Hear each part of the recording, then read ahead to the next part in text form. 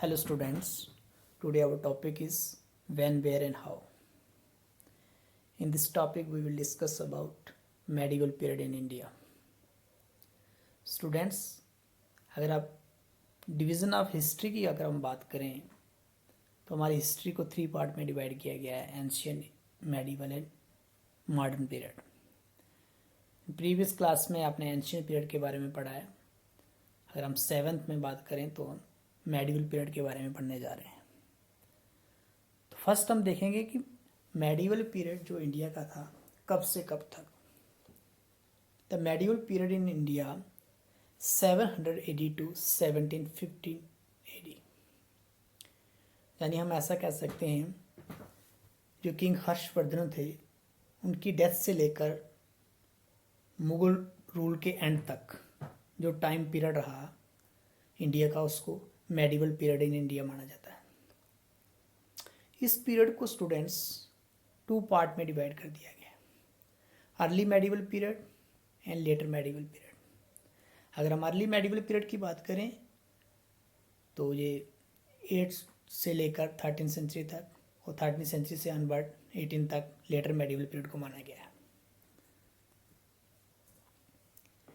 In the early medieval period, we find that there were constant power struggle among the regional kingdoms of North and South India, characterized by the frequent rise and fall of kingdoms.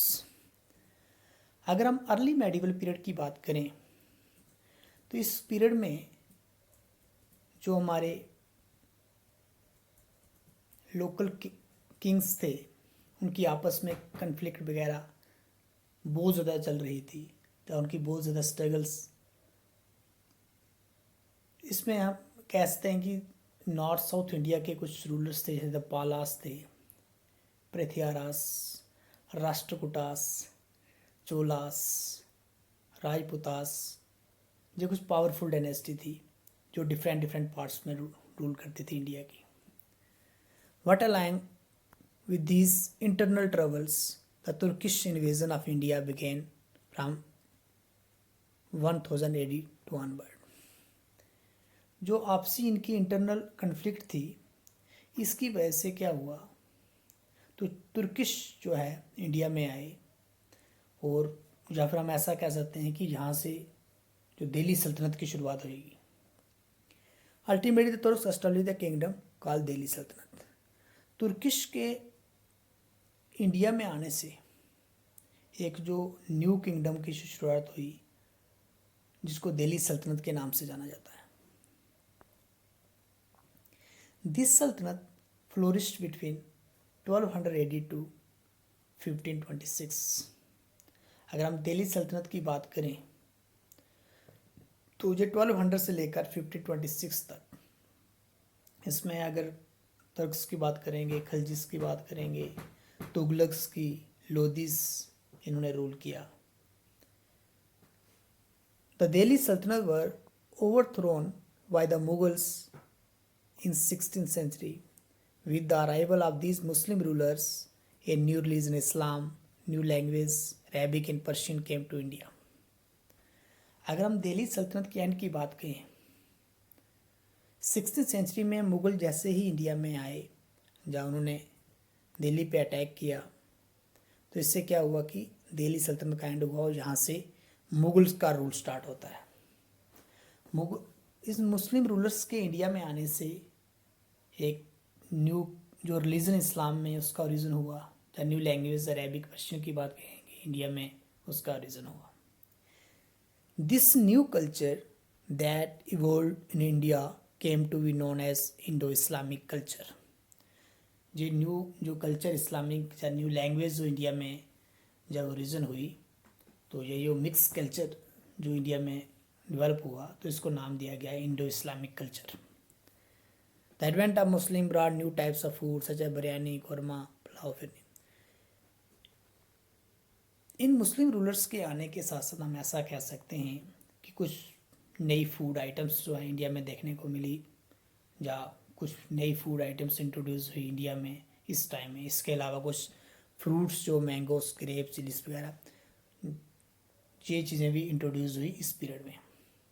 Towards end of the 15th century, European traders began trading with India.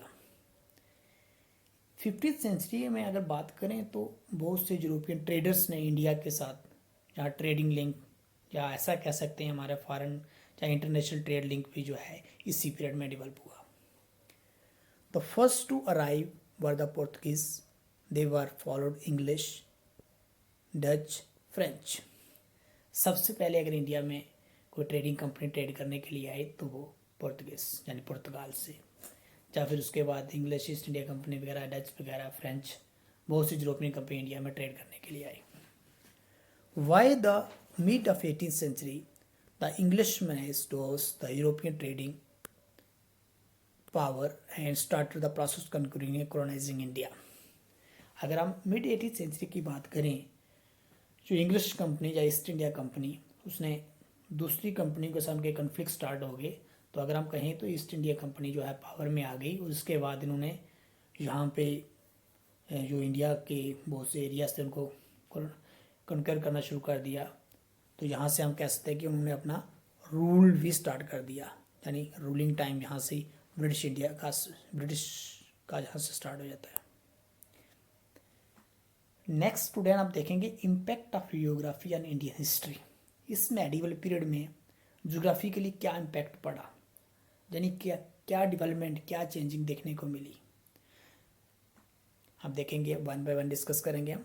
First, ports such as Surat, Masulipatnam, Cambay, Cochin become major centre of internal foreign trade.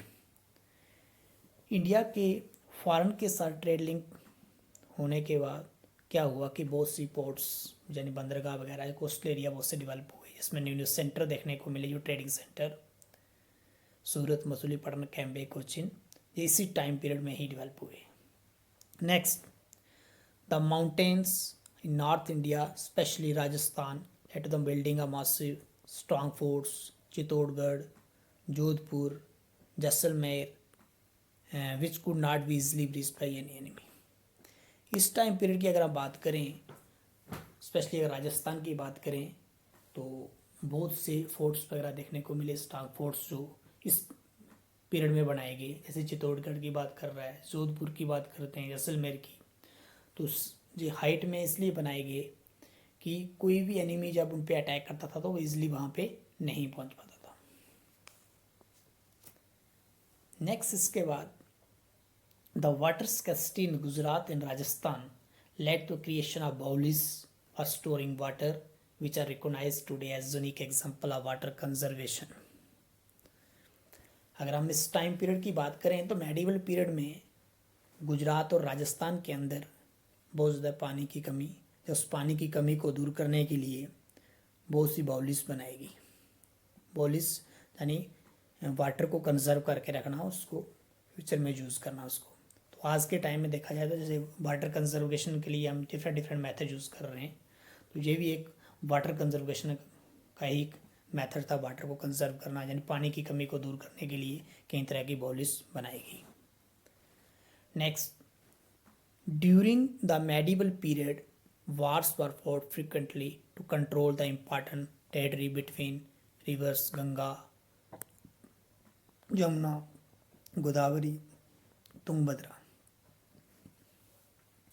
Medieval period में जितने भी जो अगर हम rulers की बात करें, उनकी आपस में जो वार वगैरह होती थी, तो उनका मेन फोकस जो रिवर वाले एरिया होते थे वहाँ पे होता था, क्योंकि वाटर एक मेन सोर्स होता था एग्रीकल्चर के लिए. अगर उस टाइम में देखा जाए तो मेन सोर्स ऑफ इनकम भी जो है किंग्स का, रूलर का जो एग्रीकल्चर से ही होता था.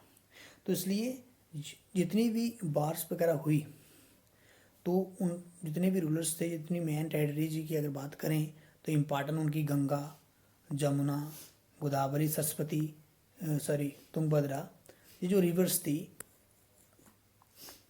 इसके आसपास के एरिया अपनी कंट्रोल करने में की कोशिश में वो लगे रहते थे. Okay students, that's all from today's class. Thank you.